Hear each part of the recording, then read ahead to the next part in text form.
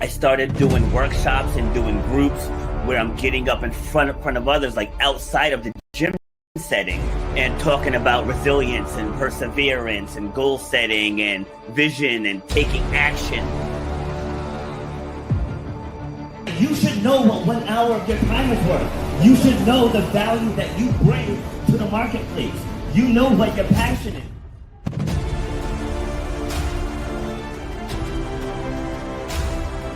It starts with clarity of vision. If you don't have the clarity of vision, whatever next thing you get, you're not going to see it through because you don't have the clarity of vision. So the point of my pain was being told you will never run or jump again. And all that stuff, I was like, you know what? Like, I want to be able to take this even bigger. If you know why you do what you do, you have to know how to charge for what you do. That's how you're going to change your life, and that's how you're going to leave a legacy for your children and your family. You got to know your worth.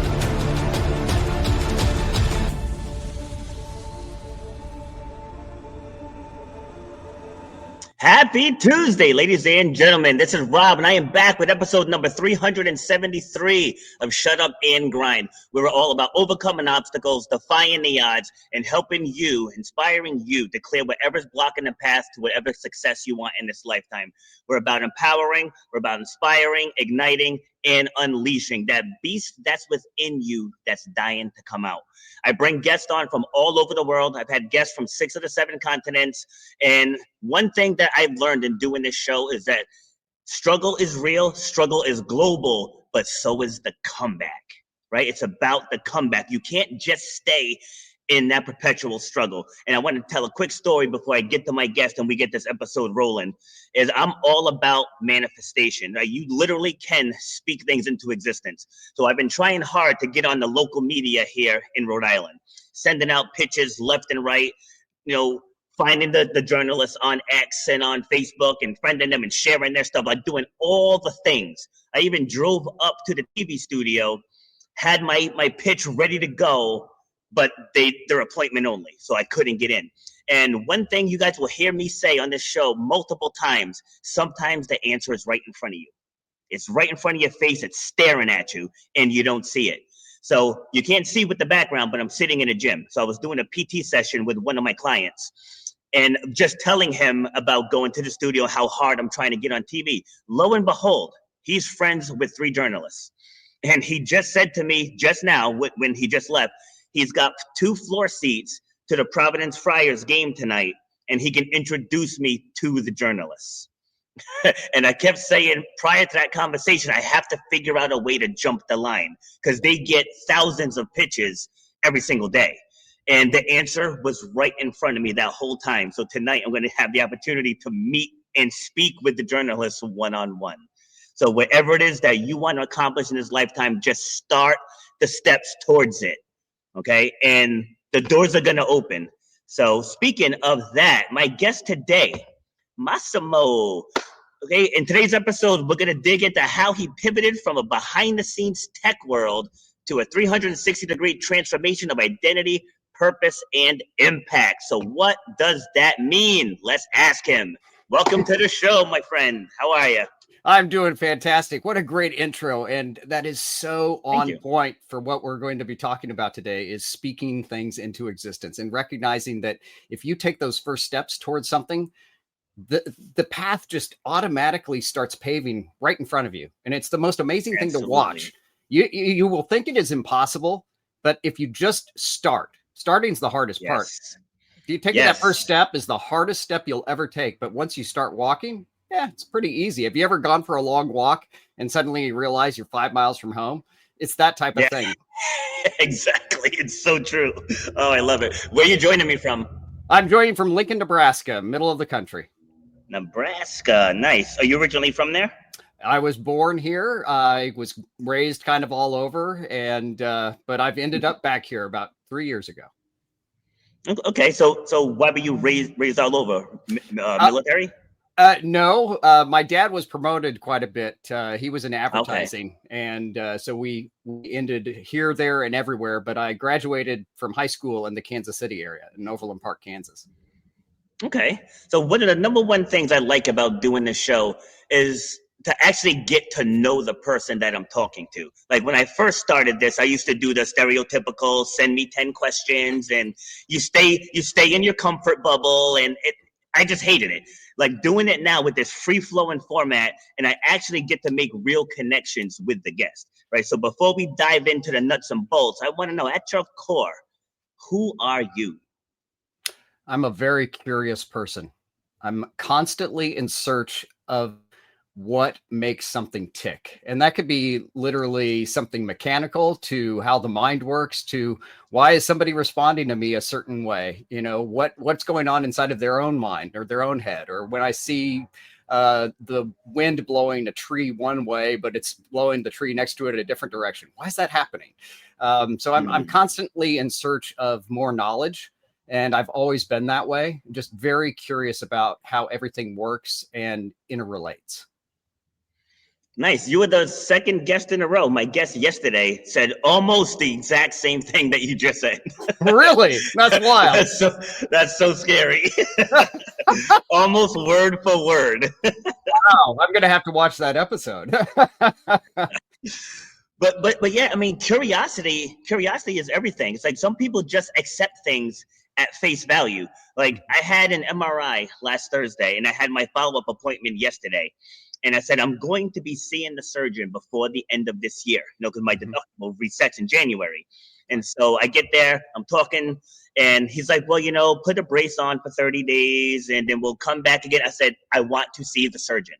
And he's like, well, you don't even have the info yet. You don't know if I want to see the surgeon.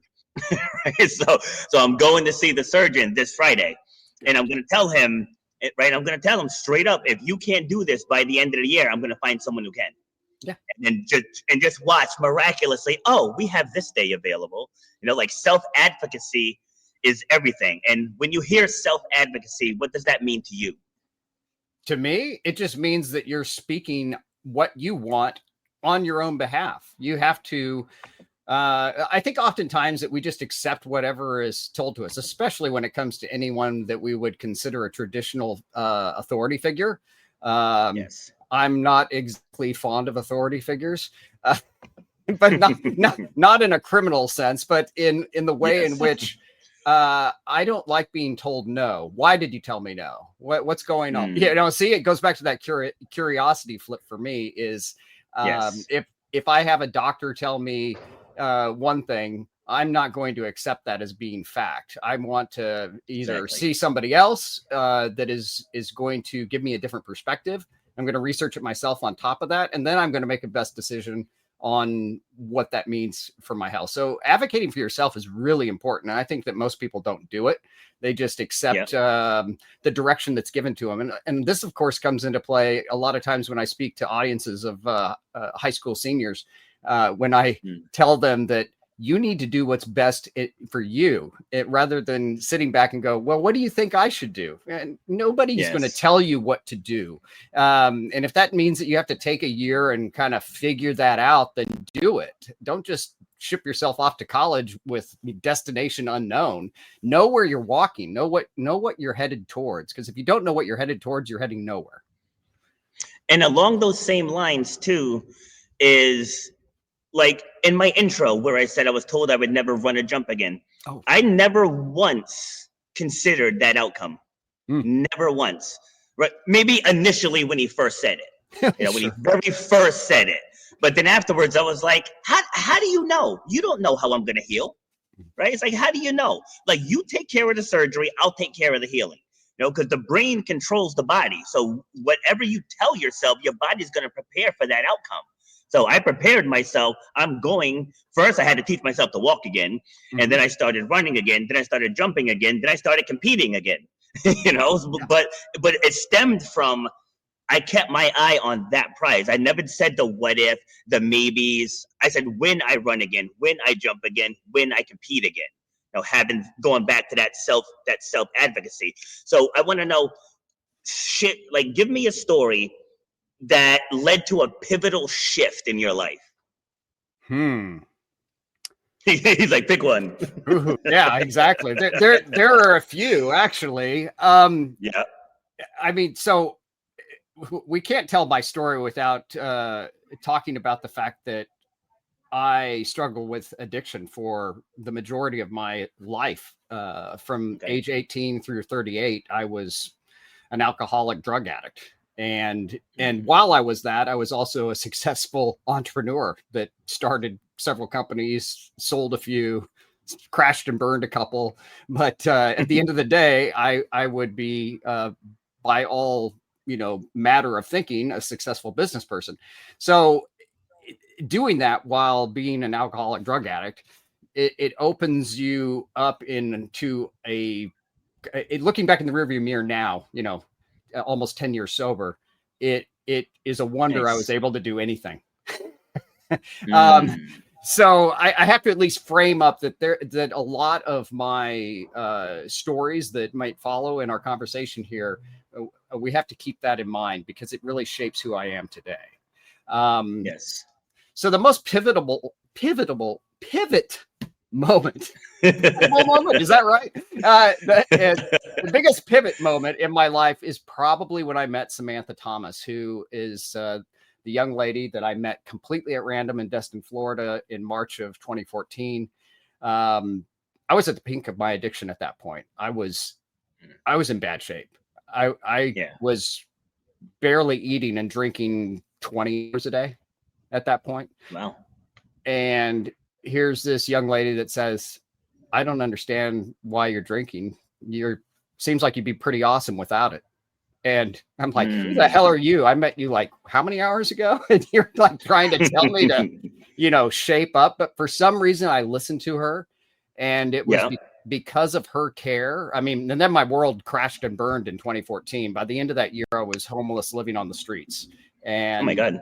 And I spent the next 16 months living on the streets of Kansas City. So 16 months. Wow. Yeah. All right. We'll circle back to that. But go ahead. Yeah. We'll circle back to that.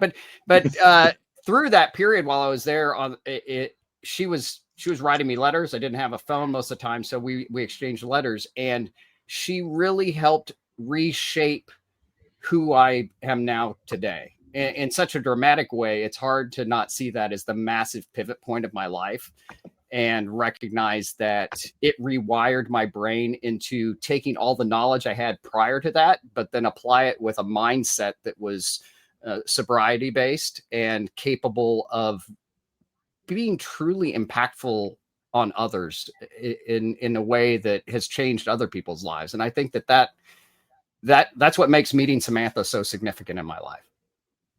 Okay.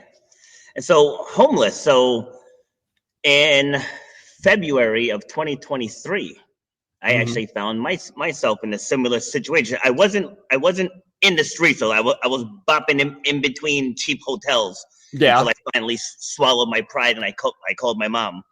But I hit that rock bottom. So what was that like? Well, first, what led to it? And then 16 months, that's a long time. I mean, I did 6 days and that was brutal. So how did you last almost a year and a half?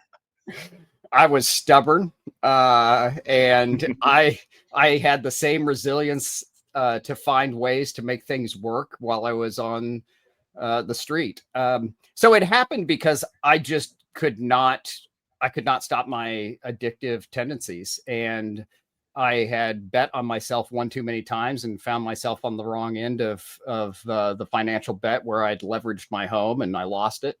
And so I was left with a bad situation. And then a family that said, look, we're not taking you in. And so everybody, I think in retrospect, that was a good thing. Because I was on the street and I fought it. I drank. I didn't stop any of my tendencies for addiction while I was on the streets for quite a long time, to the point that in August 11th of 2015, I found myself having a near-death experience because I had a withdrawal that was so massive that I had multiple grand mal seizures. Thankfully, I was in the hospital At the time I had the third seizure, and so they were able to save my life. But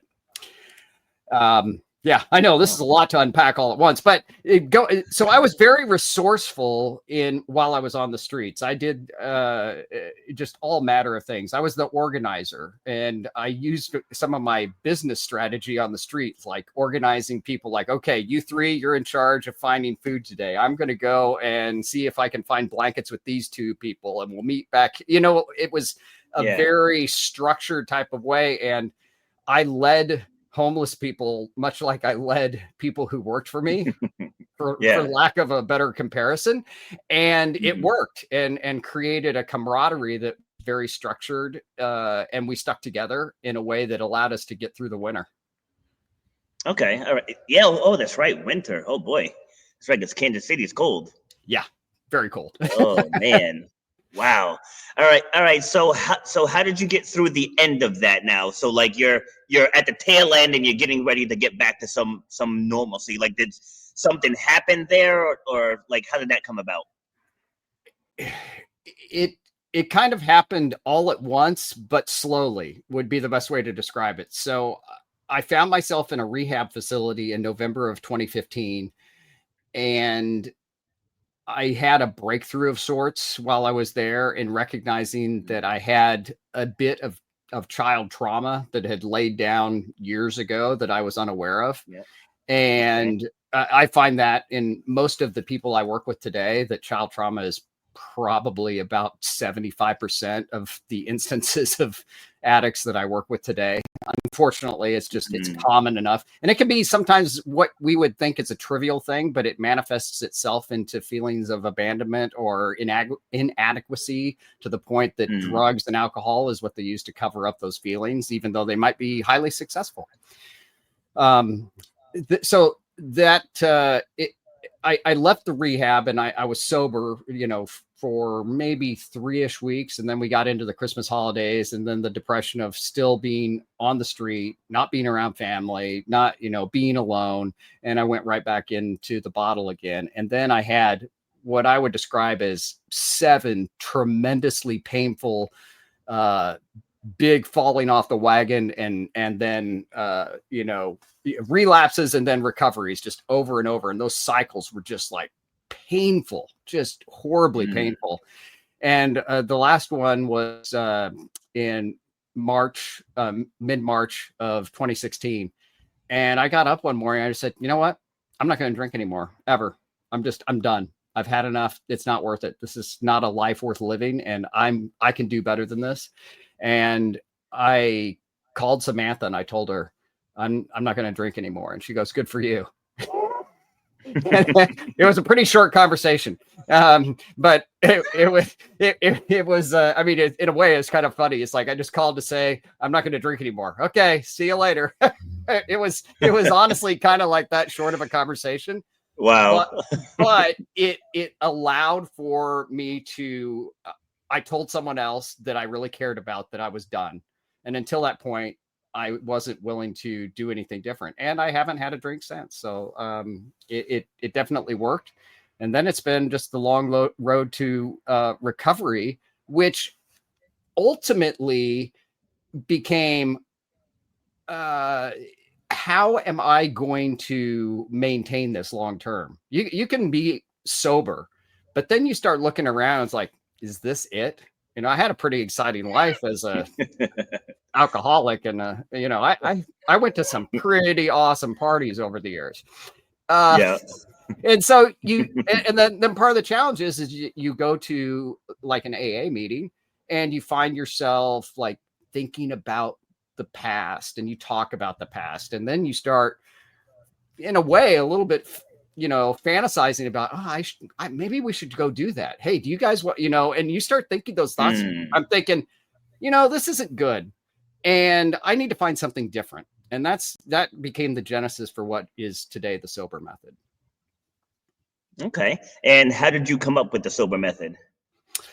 That was the genesis. So then it was, I was sitting, it was actually New Year's Eve on December of 2018, I believe. And I thought, there's just got to be something better. What can I do? And at the time, I was working for Kubota Tractor.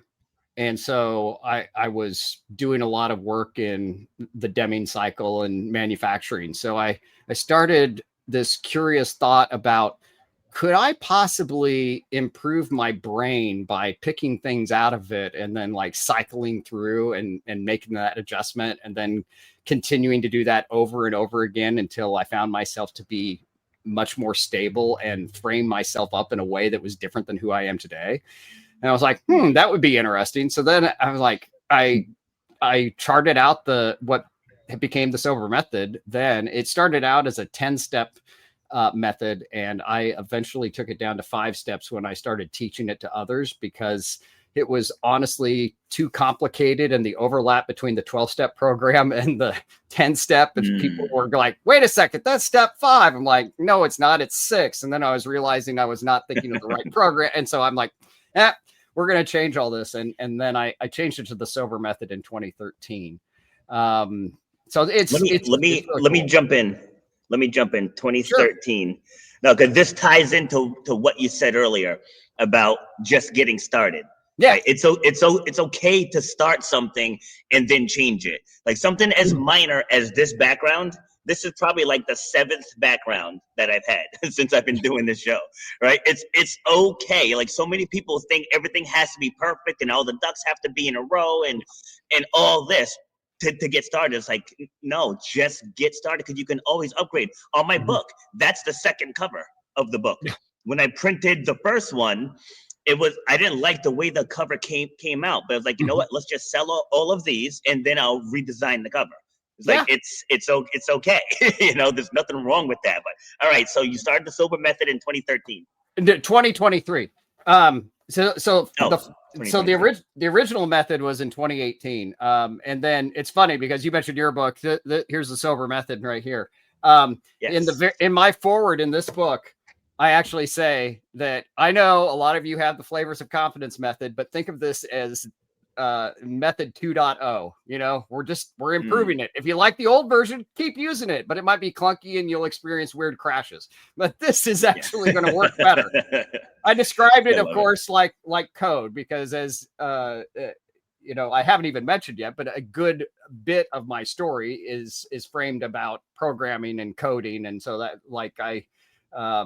I think of things often in doing these upgrades within the system. And as I've gone along within sober, and it's really a framework, and more than anything, is that so many people are using this now for other things, from eating disorders, device addiction. And that's actually right now I'm working on the final edits of my 3rd book, which is using the sober method just for device addiction, because that seems to be troubling people almost as much as addiction, like substance addiction is right at the moment.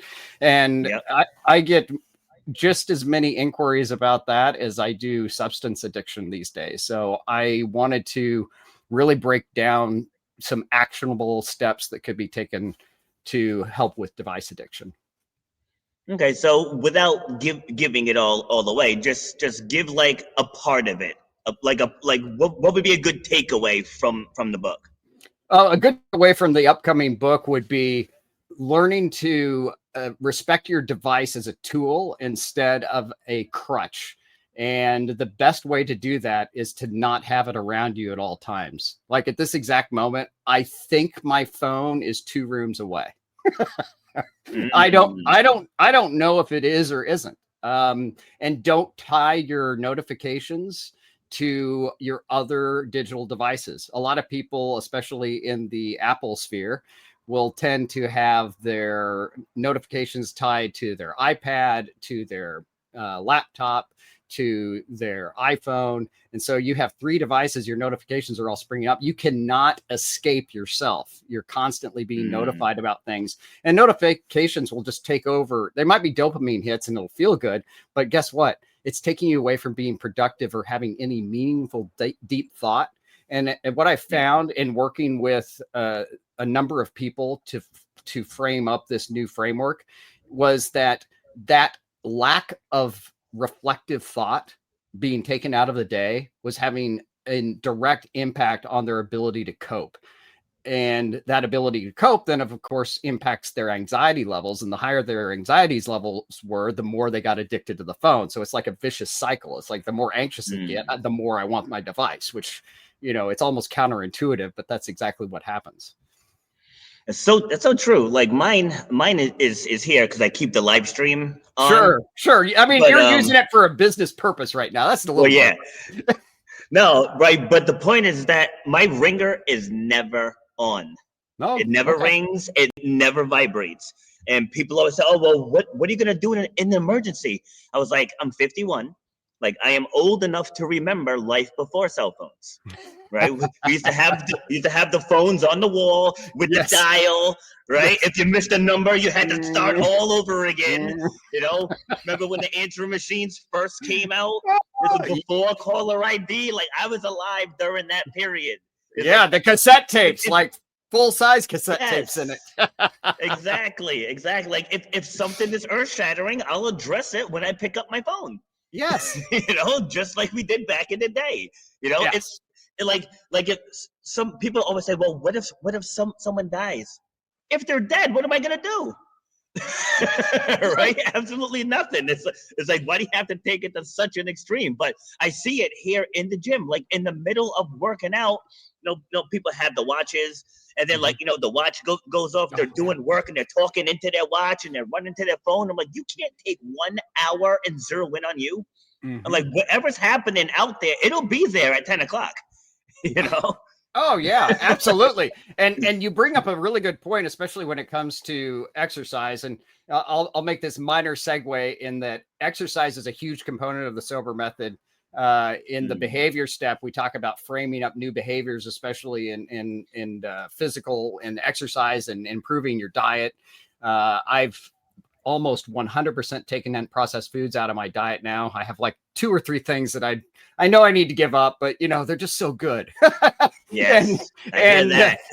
but it's only 2 or 3. It's not like 200 like it used to be. And so that's really important. And at age 46, yes, I took up figure skating, and I'm now a competitive figure skater.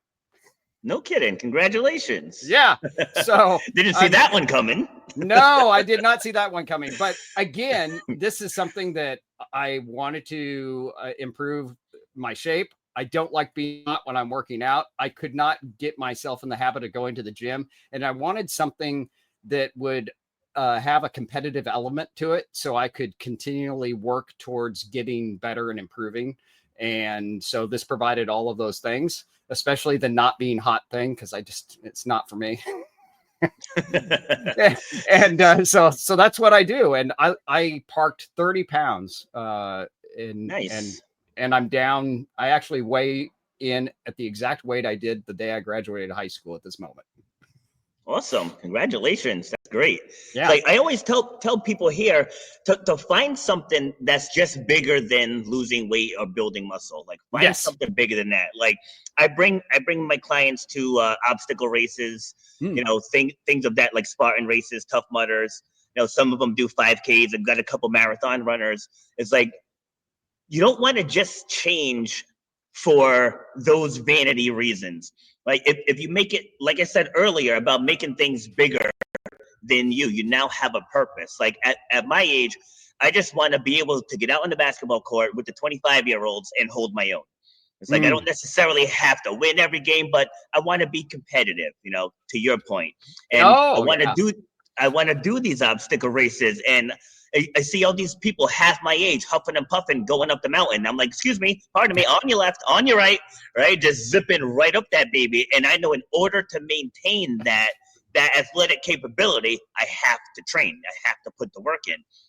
And so when people make those short-term, like I want to lose 15 pounds, right? What happens when you get there? Mm-hmm. Most people put it right back on. I see it time and time again.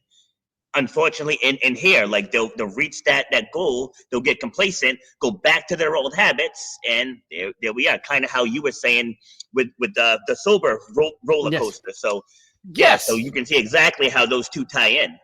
They do, and I think that that's true of really anything in life. And if you come back to looking at it, and very, very quick segue, I have to say, when you're talking about passing the 25-year-olds as you're going up the mountain there, love it. Yeah. My favorite thing to do is get into a power class with the 18 and 19-year-old hockey players, and one of the new guys comes in and is like, oh, look at the old guy over there. And then they're like, I wouldn't mess with him. He'll kick our asses. And then I do. They're like, that'll invariably be the guy who's over at the boards just huffing and puffing and like, can't continue to skate. So I love that as well. But what you're saying is true, is that finding that passion, whatever it is, I did not set out to teach and really put forth the sober method. On August 1st of 2020, Samantha was murdered by a drunk driver. And oh, no. Yes. So in this tragic twist of black irony, I suppose, she saved me from alcohol, and alcoholic killed her. So that's crazy. Yeah. It really stung, and it was hard. And a lot of people thought I was going to relapse.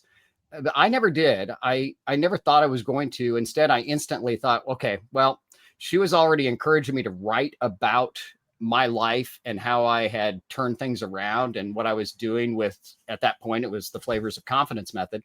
And so I set out to write that first book and to get it out there and to see if I could help others the way she had helped me. That's what drives me. My passion for this project and what I do with Sober Method is 100% based on keeping her legacy alive and making sure that the world is able to be helped as much as she helped me. See, and that perfectly illustrates what I just said about making it bigger than you, right? Because when it's bigger than you, it's easier to show up, right? Because people give up on them. Yeah, people give up on themselves way too easily. Like people ask me, because I'm up at 4:30 every morning. My first class is at 5:30, and they're like, I don't know how you do it. I was like, my alarm is a video of me reminding myself what my goals are. So there's no snooze, right? I have snooze disabled. It's like, hey, get up. We got lives to change. People are dependent on you. Let's go. That's what I wake up to every single morning. That is really awesome. I like that. That is fantastic. And you are making an impact on people's lives. And it's not, you have those people that come and they've made that first effort, and some of them sure might slip back into the old, but they've made that first step. It's a matter of them figuring out and finding that the path needs to be consistent long-term. That passion, yes, it truly is important, but they have to be doing it for themselves. And I would venture to guess that a lot of people who walk in and are wanting to help from you in maybe the weight loss area, they're doing it because they feel something or somebody said something to them, or you really should do this, they haven't like turned inward. And it's the same thing with addiction. I'll have people, I need your help so bad. Why are you here? Why did you call me? Well, my wife says that can't help you. I mean, that's the very next thing I say. I can't, because I know until that person shows up and says to me, I'm in trouble. And I know if I don't make some changes that these things are going to happen to me, and I'm going to do these things to other people. Okay, you're ready for help. Yes.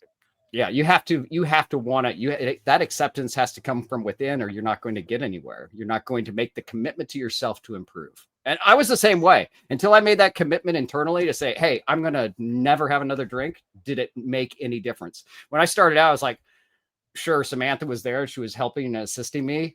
And I was thinking, oh, I'm going to get better for her. Well, that didn't give me any motivation. Maybe it got me two to 3 days from time to time. But it took months of the grind in being drunk and hazy and everything to see that wasn't going to work. And you really had to look at a different framework. Yeah, it's the same here with fitness. It's the exact same thing. Like I tell people, if you're ready, I can work with you. I was like, if you're on the fence, I'm not your guy. It's like you have to be ready, and like, because it's like I am compassionate, but when I'm in the moment, I'm very no nonsense. Like people come in and be like, "Oh, I just woke up 5 minutes ago. I don't want to hear it. I don't want to hear it." You walk in the door, I command your best. Because like you're paying me to get you a result. You know what I mean? This is my sister. Hello, Monique. How you doing? But yeah, it's like you want that result. If I hire you for something, I have to have an expectation of you. Like I'm hiring you. Right. But the problem is that people don't have the expectation of themselves. That's the issue. So to illustrate your point, once they come to me and they're like, you know what, I'm ready. Like I'm ready. Like, so you're ready to drink enough water. You're ready to get enough steps in. You're ready to train hard 3 days a week. And then I spill everything out. Like because this is the path. Like this is what works. Like I've been doing this for 17 years now. It's like this is what works.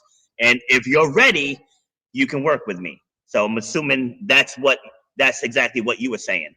It is exactly what I'm saying. And to go deeper into that, as I first started working with people, I went really broad and just said, I'll work with anybody. And the impact that I felt that I was having on the world, on the greater world, was not as significant as I thought perhaps it could be. So I started thinking about myself and my own challenges when I was near the end. So here I was, a business owner with employees. I could not really tell anyone that I was in trouble. I knew I was in trouble. I couldn't talk to my business friends or associates. I did business with them. If they knew the significance, they might stop doing business with me and my business would suffer. And then if that happened, then I couldn't pay my employees. So you really find yourself in this, and then of course that stresses you out. So you drink more. So, I mean, you're in this vicious cycle. So then I stepped back and I thought, who could I best relate my personal experience to? And that's why today I focus my work almost exclusively on what I would say are high performers. And I'm talking about doctors, pharmacists, attorneys, architects, engineers, people who touch significant numbers of lives. Like you don't want a surgeon who is, going out and having 3 shots at lunch and then coming back and doing another heart surgery. Believe it or not, they exist. I mean, so those people also can't walk into an AA meeting because it could potentially out them, especially in smaller communities. There's no way that the town doctor even in a town of maybe 20,000 could possibly go to an AA meeting. Everybody would know. He'd lose his practice. He'd lose his ability to exist in terms of his identity as well, because identity is very tied up in most of these individuals. Pro athletes are also are people that I've worked with in the past. And so but very confidentially, nobody knows they're working with me. And the great thing about Sober is that it's a framework. So we can frame something up that works when they can work on it and improves their confidence. And over time, they find themselves able to work through their challenge. And I've now brought more than 200 people out the other side. So nice. Anyone who's interested can go out to sobermethod.com. That's my website. Awesome. So Sober, is that an acronym? It is an acronym. It stands for Stoic, Observe, Behavior, Execute, and Restore. And as I mentioned earlier, it works on the Deming cycle. So we're starting out with Stoicism, the reflection of oneself. And part of the reason that I focused and grounded this in Stoicism is that some of the other methods that are out there are highly Christian-based, and it is off-putting to a lot of people that are either of different religion or of no religion. And this allows it to be grounded in something that's ancient philosophy as opposed to anything that is spiritual. But one might argue that philosophy is spiritual, but we won't split that hair today. I typically keep religion out of things. It's like, let's just stick to the facts, because people believe what they want to believe. They can feel what they want to feel. And there's plenty of other channels out there that are for that. So I agree with that. I always just say the universe. The universe spoke and this happened. Like when I was at the tail end of managing restaurants. Like I knew I didn't want to do it anymore. I started my fitness business in the spare bedroom of my old house, and then I moved into my garage from there. Yeah, because like I'm not a handyman, but I had a big old garage, so I gutted it and turned it into a gym. And I just started getting. Next thing you know, I had 44 clients working out of my garage, right? Wow. So, but it was tough to walk away from the management job. I had small kids at the time, had a mortgage, had cars, and it's like, how do I walk away from that guaranteed paycheck? And then the universe put his foot right on my back, boom, and I got fired from my management job. And it's like, this right here, just go this way. And I went that way and never looked back. Well, good for you. And I mean, you said 17 years now, and I think I heard on an earlier podcast of yours as well that has also come with some challenges from time to time, but it hasn't stopped you from having the resilience to get back up and keep going. So good for you. Thank you. See, what people have to realize too, that us motivators, like we're human too. It's like life happens to us too. Like we go through struggles. We just, I can't speak for everyone. I'll speak for myself. Just when the struggle arises, I try to deal with it immediately. Like I was saying earlier with the surgery, like if I need surgery, we're not dragging this out. It's like, let's get a date on the calendar and let's just get it done so I can get back on the road to healing. But a lot of people, I always say one side there's problem, one side there's solution, and people hang in the middle. And that's where the stress, anxiety, depression, all that stuff lies right there in that middle. But if you can get the solution as quickly as possible, that doesn't mean, everything is all hunky-dory, but at least that stress is lifted, is lifted from you. So I want to ask you, for when it comes to stress and people doubting themselves, because I think all of those are tied into under the umbrella of self-doubt. Right. So first and foremost, do you agree with that? And then what are some of your best practices for helping people break through that? Well, I absolutely agree with it, number one. And before I answer your question, I'm just going to comment on what you're describing is something I work on with a lot of people, and I refer to these as open loops, open processing loops. It's like almost having in programming, it would be like a go-to statement that aired out and it's constantly repeating. You're not wanting to deal with the problem, so we'll deal with it tomorrow. And then tomorrow happens like, I don't want to deal with it today. I'll deal with it tomorrow. And so you do that over and over and over again. What happens is it creates this drag on you overall. It demotivates you and it stresses you out and it further depresses you. And so basically you're just like literally pulling yourself deeper and deeper. And the more open loops you get going, because a lot of people procrastinate, that's what procrastination is as well. If you deal with things head on immediately, like Marcus Aurelius said in Meditations, the obstacle is the way. Charge right through it. Whatever that issue is, just go after it and do it right away. And you'll be a lot better off. So to answer your question, the best thing that I suggest that I've seen the most traction with right away is start stacking up the small wins. I mean, just look at what you're needing to get done and chop that up into 10 pieces.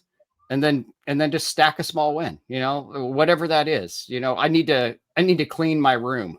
We'll go with something really silly. I need to clean my room. Well, break that into steps. I need to take the trash out, need to make the bed. I need to vacuum. I need to dust. I need to clean my mirror. Okay. Well, do one and then take a 10-minute break. Wow, you worked really hard. Take 10 minutes and just, I mean, and I get laughter out of that when I tell people because they think I'm being silly, and I am in a way, but it's also the framing of what you're doing, because when you see how silly it is that you thought that this was difficult after you do it and you're giving yourself this break because you did this minor thing, it totally changes their attitude in the larger thing. So I always will task them down to say, what's one small thing you're trying to get accomplished? And they'll tell me. And then I was like, okay, I'm going to break that into 5 pieces. And this is what you're going to do. And then when you're done with that, we'll talk about this other big thing that you need to deal with. And so they'll go off and they'll do that. And then they come back to me and say, okay, I've done that. I'm like, okay, well, how could you break that big task down into those pieces? And you know what? They've already figured it out because they realize that they can break things down. if you look at things in the totality of them, they're very hard to swallow a lot of times, because the faster things move in our world, the more complex they seem to be. But at the end of the day, everything's pretty simple. Yeah. So I had a business coach years ago, and he used to tell us to make a to-do list and then make a today list. So like you take that to-do list and the most important things on that list, like say you're coming up due for an oil change and you're at say 2,700 miles. So like that can be, I say, plan your day and work your plan. Yeah, absolutely. I agree with that as well.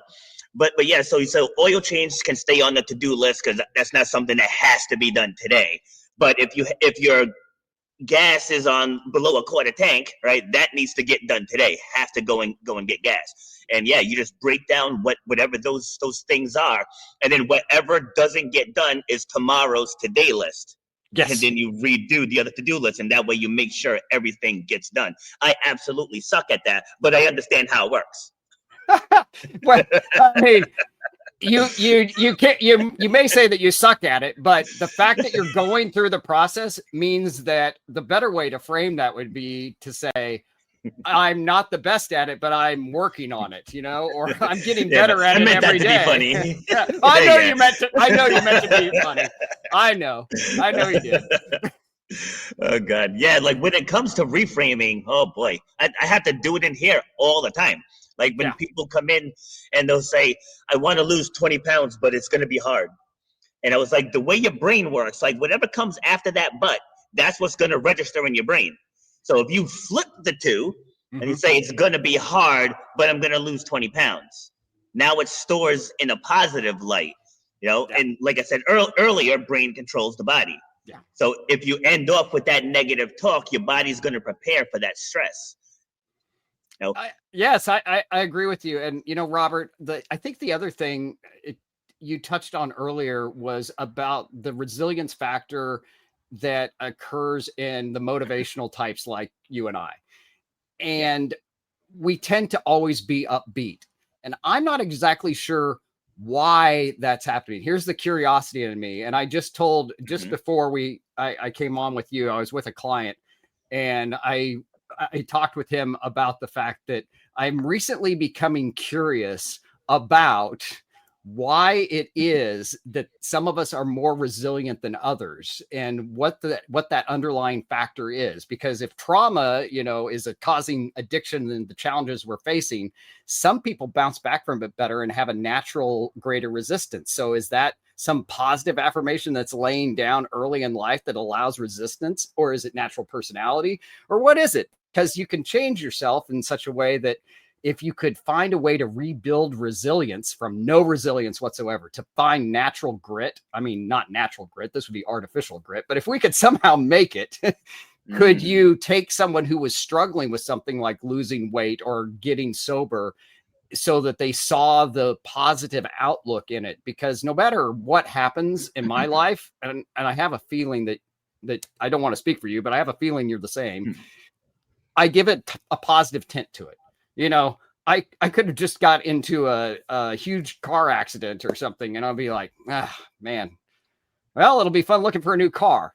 That would be, yes. I mean, that would be my response, and and most people would be just devastated and thinking about all why it's a waste. I see that as a waste of thinking, a waste of time and energy that could be put into better things. And maybe that's the answer. I don't know, but it's just something I've been thinking about. You have any thoughts on that one?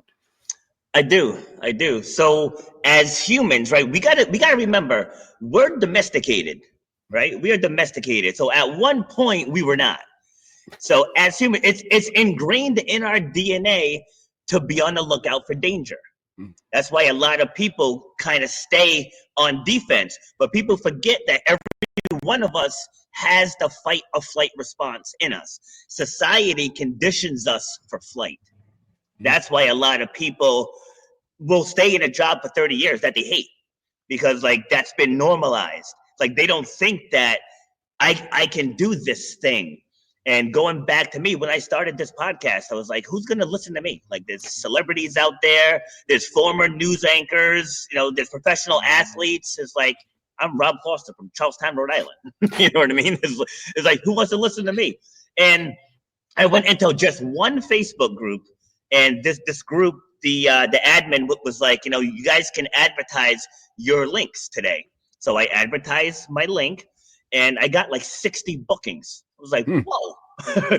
And then, like I said to you earlier, I had to add 2 days, and those days are already booking into May. And I just started that earlier this week. It's unreal. I got people emailing me. I'm getting texts, right? I was like, people are finding this show. Like a reporter emailed me last week, and I just had 2 articles written, and I'm not sharing that to flex. Just going back to what we said earlier about just getting started. When you get started, you'll be surprised the doors and opportunities that are going to open. Absolutely. I can't say that enough. And it's okay to fail.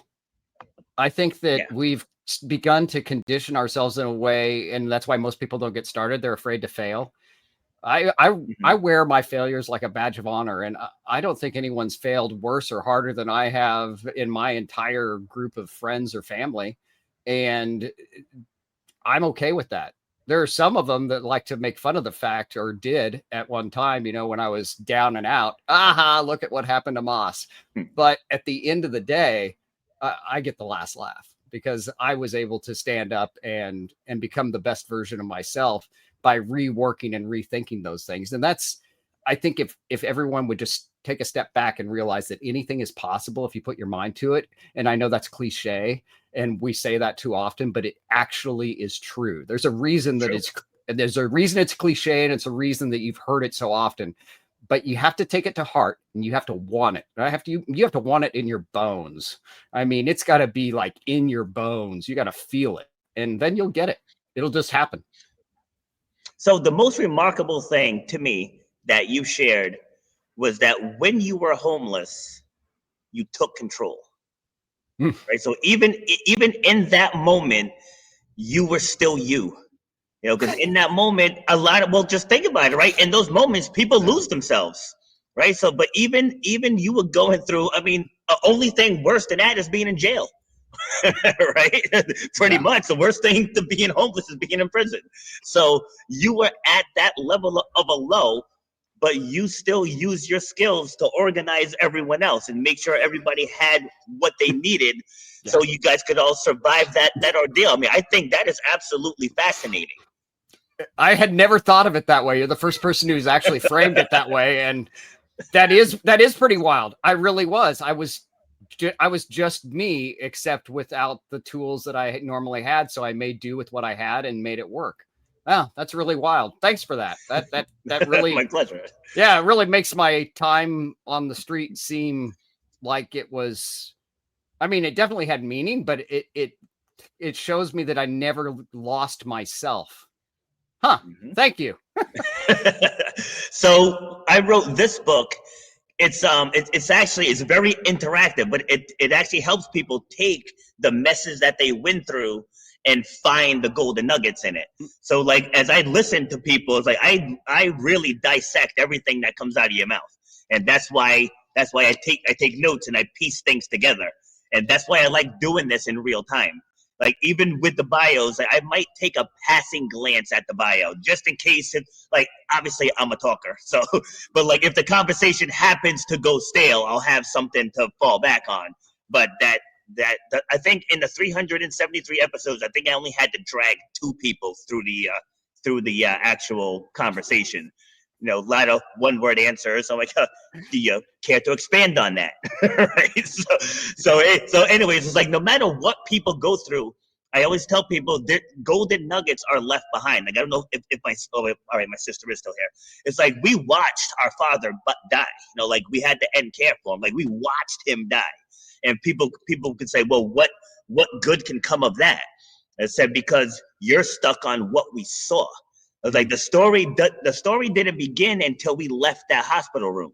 That's where the story begins. Like, how did that moment not break us? right? How were we able to move on? What was the next 24 hours like? What was that first Thanksgiving? Because he died on November 18th. Oh God, he died 6 years ago today. 6 years ago today. Wow. You know, but like, you know, we set the table for him at Thanksgiving, and you know, it's like there was just so much that he left behind. Like you mentioned childhood trauma. You know, there were some things that he did, but it's like there was so much more good that he did. So much more good. And you just get to a different place of gratitude in those moments. So to witness something like that and not have it be painful, because it just makes you reflect on the 45 years that I had with him. Obviously my sister's older than me, so she had him for longer. But people get stuck on the what, you know. So like people hear your story of being homeless, and like they're just stuck on you being homeless, and I'm like, he was homeless and he ran shit. like that's amazing. Oh God, see, my sister has many people stay in a moment of loss or negativity because not everyone can laugh right away. That is true, but it's a grieving feeling. Oh, the bad feelings spill over from other things, and not everyone can reel it in. Yeah, I agree with that 100%. Because someone like me, I can move past things pretty quickly, but that's just me. Yeah. I know other people, it could take months, it could take years, but the end result is still the same. They have to make a decision that this is not going to hurt me anymore. Yeah, and it has to be an active decision that you're going to make that change. You're going to process it that way, and that is the hardest thing for a lot of people to do. Look, it's easy to wallow and suffer and woe is me. You know, that's easy. That's easy. What we do, this is hard, but I tell you what, so much more rewarding. You feel so much better about yourself when you have a goal, when you have a vision of what your life is going to be like, and you just walk towards it. It can be as slow as you want. And you know, the other thing is just remember that the people around you naturally want to keep you back. It's just a natural thing. It's and true. They want to do it because they're selfish. We're all selfish. And so they want to keep you with them. And as you begin to succeed, they will want to pull you back. That's why oftentimes the people around you will say the most hurtful things when you start to gain traction and it looks like things are going to start working. Don't take it to heart. Focus on the work, focus on the progress you've made, and keep telling yourself that I want this. It's possible, because I've seen so many people give up on things. And I'm not talking about sobriety. I'm just talking about giving up on their dreams. In my lifetime, I've watched so many people do it. Just give up because one person, parent, sister, boyfriend, girlfriend, wife said, you know, this just isn't going to work out for you. And they're like, yeah, probably not. Just because they had one bad day, and that's it. Yeah. And the dream's gone. I was like, was it ever a dream to begin with if you can give up so easy? But then now that I coach sobriety, I begin to realize that this is because they didn't have that inner grit and strength and resilience that is really necessary to continue when somebody knocks them a little bit.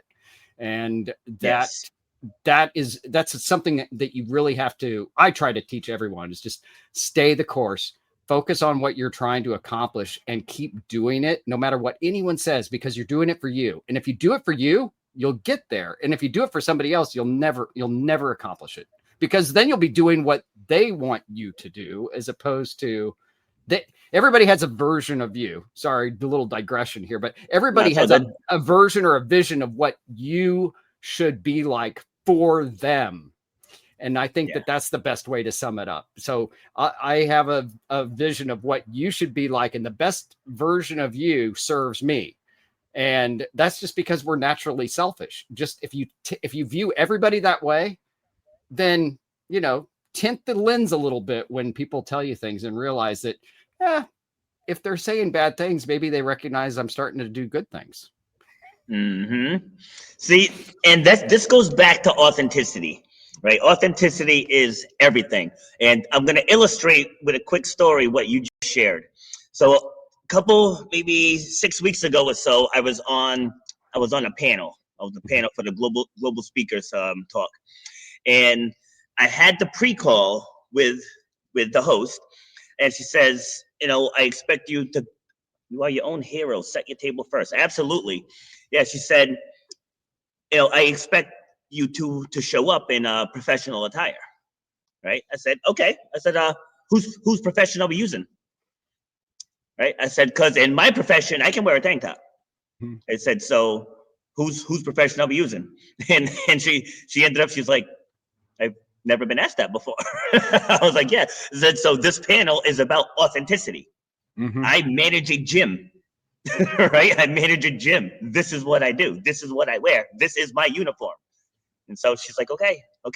You can come in like that. But again, going back to the self-advocacy, right? It's like, so I would never set foot in here with a shirt and tie on. Right. Right. I would never do that. So why who would take you seriously? Who would take you seriously if you did? Exactly. They'd walk in the door and be like, what is wrong with you? Yeah. It's so true. All right, I'm going to throw it to you for some final words. Let people know where they can find you. If you have anything going on, services, specials, whatever you got. Absolutely. Well, so again, Massimo Rigotti, Sober Method. You can find me on all the socials at Sober Method is my handle on every one of them. Got a thriving community over at Reddit, Sober Method. And you can find me at sobermethod.com. I've got a third book coming out here in the early 26 on device addiction, which will be super exciting. And if you're looking to make a New Year's resolution and improve your life, get over to sobermethod.com, check out coaching, book a one-on-one call with me, and let's see what we can do for you to set your path right for the next year. Love it. Awesome. Massimo. God, we can keep going forever with this topic. We could go long form, I think. Definitely good. But so thank you for taking the time, sharing your stories. I tell every guest this, but I think I only did like 2 this year so far. But I do panels. I'm going to pull up an example where I bring back, I usually invite 6 guests, and then sometimes all 6 come, sometimes like this one, there was just 4. But we pick one topic, and then we round table that one topic. And cool. And I do that because there's no one way to do everything.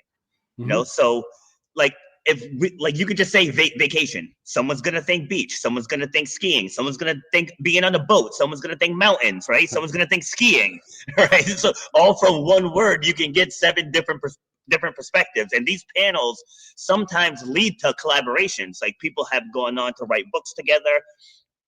People have started shows together. I've collaborated with a couple of them. It led to me getting a docuseries filmed on me for free, because I funneled this guy so many referrals, and he's like, if you can get to DC, I'll do your docuseries for nothing. I was like, really? Because those things cost thousands. Oh, yeah. I was like, really? So out of all the referrals, he must have made some good sales to give me that. So that's great. So if you're interested in staying in touch, then when those opportunities come up, I'll reach out and I'll definitely get you on. I think you'd be a great fit for one of those panels. I'd love it. I really would. Those type of things are really fun for me. Awesome. Sounds great. All right. Well, thank you again. And I think I moved off of the outro. I did.